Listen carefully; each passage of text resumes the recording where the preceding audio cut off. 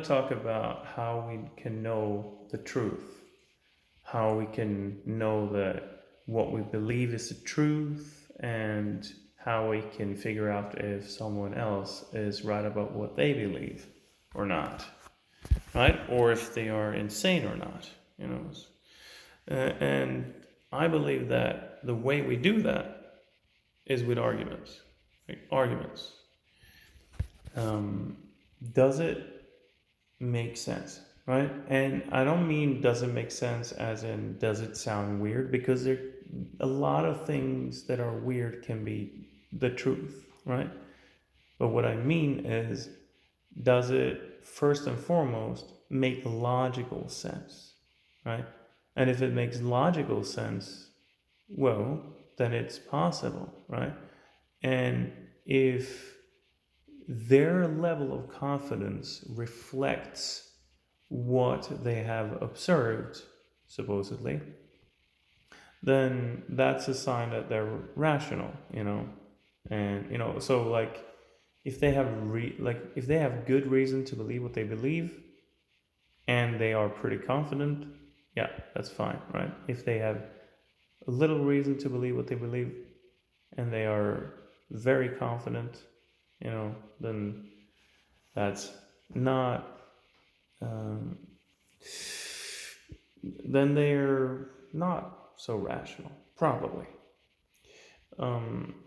But also, like, the thing is, we can think automatically with our prejudices that someone doesn't have good reason to believe what they believe. But it's, again, it comes down to arguments, right?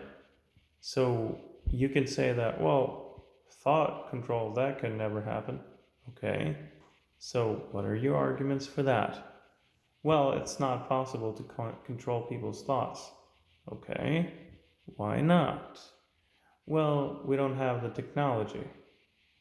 Okay. Well, what about nanotechnology? If you found a way to put that into someone's brain, wouldn't you be able to manipulate the electrical signals and um, you know uh, signal um, uh, how do you, like hormones, and and activate and deactivate different parts of the brain and different processes in the brain, and in that way, well, control thoughts and feelings.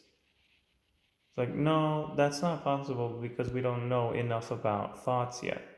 Well, we do know that thoughts are, electrical signals that, release certain neurotransmitters, etc., communicating certain things.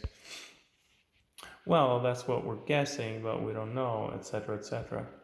Like, okay, well, I mean, if you look at an experiment with rats, we actually were able to put electrodes in their brain and actually control their movement, you know? Yeah, but that's not exactly thought control. Okay, what's the difference? Well, thought control is when you control thought, like, oh yeah, I think this landscape is beautiful, but not going left, right? Because it's not a thought; it's just an you know unthought impulse. It's just behavior. It's not thought.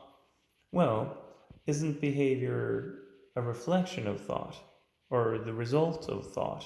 You know? Well, no, not necessarily, because you can have tics and etc. etc. And that doesn't come from any thoughts, or as probably doesn't come from thoughts, etc. And on and on like that, right?